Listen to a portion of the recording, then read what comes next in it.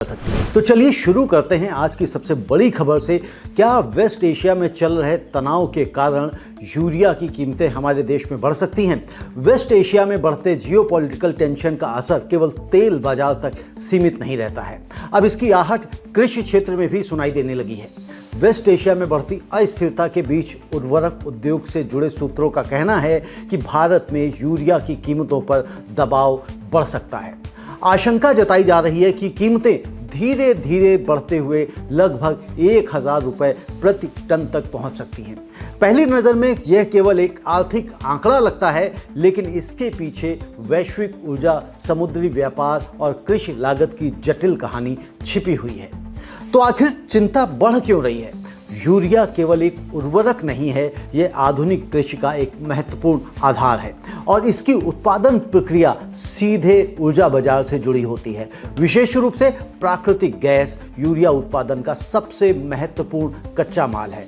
अगर गैस महंगी होती है या उसकी आपूर्ति बाधित होती है तो यूरिया उत्पादन की लागत भी बढ़ जाती है। वेस्ट एशिया में तनाव बढ़ने से ऊर्जा कीमतों में अस्थिरता बढ़ती है, शिपिंग लागत महंगी हो जाती है और गैस आपूर्ति में अनिश्चितता पैदा होती है।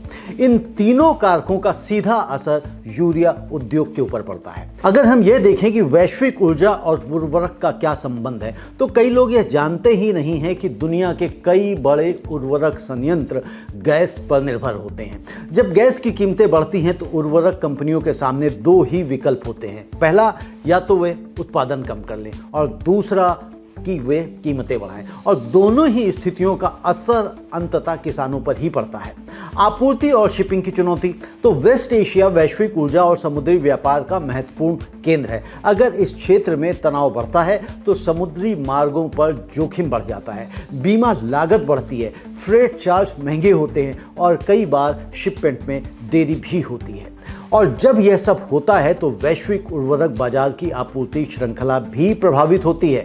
अब हमें यह भी यहाँ पर समझना होगा कि भारत के लिए यह मुद्दा इतना अहम क्यों है। तो भारत दुनिया के सबसे बड़े कृषि देशों में से एक है। यहाँ करोड़ों किसान अपनी फसल के लिए उर्वरकों पर निर्भर हैं। यूरिया विशेष रूप से धान, गेहूं और गन्ने जैसी प्रमुख फसलों में व्यापक रूप से उपयोग किया जाता है। यदि वैश्विक लागत बढ़ती है तो सरकार को या तो अधिक सब्सिडी देनी पड़ती है या किसानों को अधिक कीमत चुकानी पड़ सकती है। दोनों ही स्थितियों में आर्थिक दबाव पैदा हो जाता है। इस खबर के असल में मायने क्या हैं? तो दोस्तों, कृषि केवल खेत तक सीमित नहीं है, यह वैश्विक ऊर्जा और जियोपॉलिटिक्स से भी जुड़ी हुई है। और दूसरी बात अगर हम देखें तो उर्वरक बाजार की स्थिरता फूड सिक्योरिटी से जुड़ी हुई है। और तीसरी बात, भारत को दीर्घकाल में उर्वरक उत्पादन और ऊर्जा स्रोतों को अधिक सुरक्षित और डाइवर्सिफाइड बनाना होगा। अब हमें यह भी देखना चाहिए कि इसका इम्पैक्ट किस पर क्या पड़ने वाला है। तो सबसे पहले हम फार्मर्स के ऊपर, किसानों के ऊपर देख लेते हैं। तो यदि यूरिया की लागत बढ़ती है तो खेती की कुल लागत भी बढ़ेगी। छोटे और सीमांत किसानों के लिए यह विशेष चुनौती हो सकती है।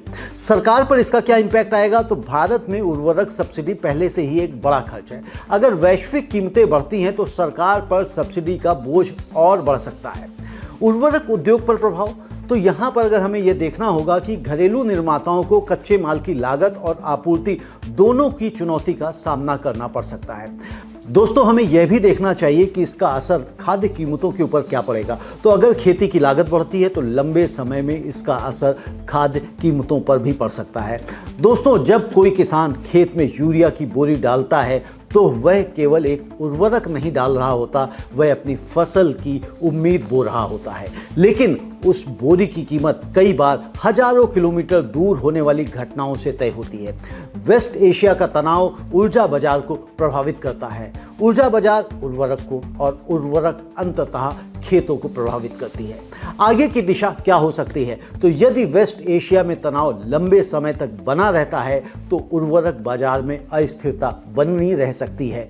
ऐसी स्थिति में भारत को घरेलू उत्पादन क्षमता मजबूत करनी होगी, वैकल्पिक ऊर्जा स्रोतों पर ध्यान देना होगा और उर्वरक आपूर्ति श्रृंखला को अधिक सुरक्षित बनाना होगा। वेस्ट एशिया का यह संकट केवल अंतर्राष्ट्रीय राजनीति की खबर नहीं है, यह उस श्रृंखला का हिस्सा है जो अंततः खेतों तक पहुंचती है और यही इस खबर की सबसे बड़ी तस्वीर